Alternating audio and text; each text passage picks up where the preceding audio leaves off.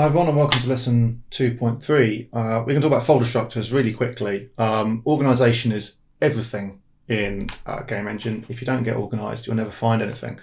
So the folder structure lives inside the project pane, and you can easily make this a mess just by keep importing things. I do sometimes get in a mess and I get told off for it. So I'm just going to show you a folder structure that I have created that I try to use, just revealing a bit of copper candles. Secrets here. This is a standard Unity template that I built. Assets, build, and instructions. The build is something that you end up building when you start creating apps. For now, let's just have a look at assets. And in here, I have a folder structure with all sorts of different things that are useful. So third party would be where I move projects that I've built before. Where I move packages that I've imported. Admin for information about the folder structure and anything that doesn't really fit into the actual game that you might need to know. Prefabs, I'll talk about that later, what a prefab is and where that lives. Audio files, you might have music and sound effects. I've got a folder for each of those just to keep them separate.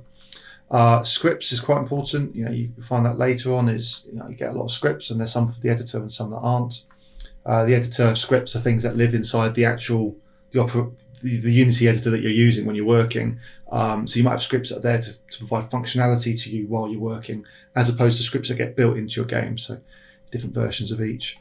Textures are different from materials, so we'll talk about that later, what those are.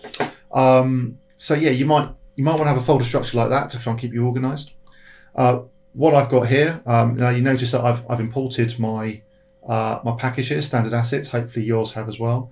And you see I've got my first warning message when I imported it. I don't know if you got these. I've got my console has given me a whole load of messages. I've got some little yellow triangles that say warning, so there's things that it thinks are slightly wrong. And it's trying to fix things that are wrong with that version. You'll get these all of the time. The only one you need to be really worried about is the red one, because saying GUI text is obsolete, which is a type of system that Unity uses to create text inside the GUI, general user interface. And that's probably because this plugin is supported for Unity versions 2018.4 and we're out of date now. So I'm just going to clear those, and it should get rid of all of them apart from that one. We'll have to look at that in a minute and see if we can clear that away. But in the project folder, you've got your folder system in there. So let's just keep this all organized as we're going through the project. Now, you'll notice that because I've imported that project, I've got standard assets folder and sample scenes folder that weren't there before. So what I might want to do is to create a new folder, which lives there, and I'm going to call that third party. Ooh. It's funny how you can stop typing when people are watching you. Third party, I'm going to go my sample scenes and my standard assets. I'm just going to click and drag those into third party there.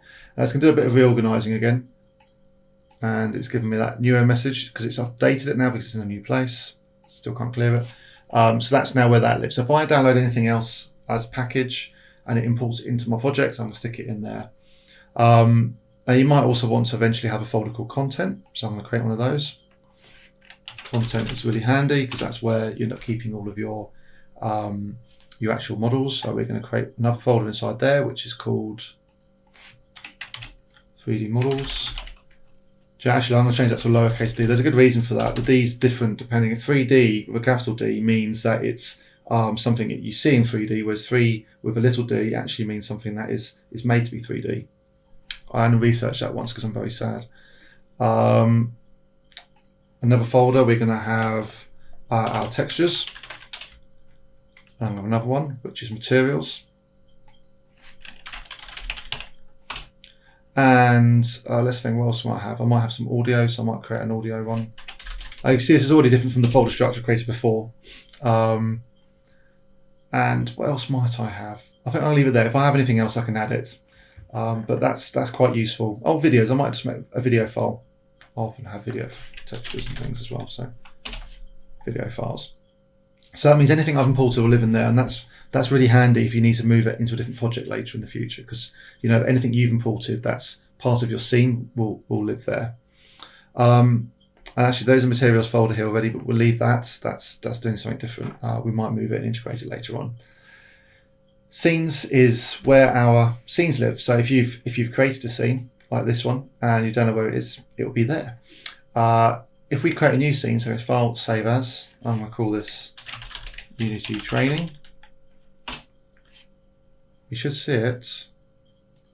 Oh wow, I saved it in the wrong place, didn't I? Save As. But I've dumped it in the main assets folder. That's a mistake. So that's okay. It gives me an opportunity to demonstrate something. So it's gone here instead of in my scenes folder. So I'm going to click and drag that into scenes, just to keep it nice and ordered. And there it is, Unity Training. Now if I double click on sample scene, we'll go back to the other scene. Go click on Unity Training, goes to the new one. You just see that name changing there. So I'm going to just delete all the assets out of here just to make a point and save that. I'm going to do Control S, do a quick save. So my Unity Training file is empty. Sample scenes got that back in there. So there you go. That's how you do different scenes. In other real-time game engines, they're called levels or maps. So if you're playing a computer game and you change level, you load a different scene. That's how that works. So here they're called scenes, which is really helpful in the theatre context because we think in scenes, right? Okay, so in the next lesson, we are going to look at importing files. And we're going to do that by bringing in something from CG Trader. We're going to have a little browse, find something we like and import it in. And I'm also going to try and figure out how to fix that error code we've got from the asset store. Okay, see you in the next lesson.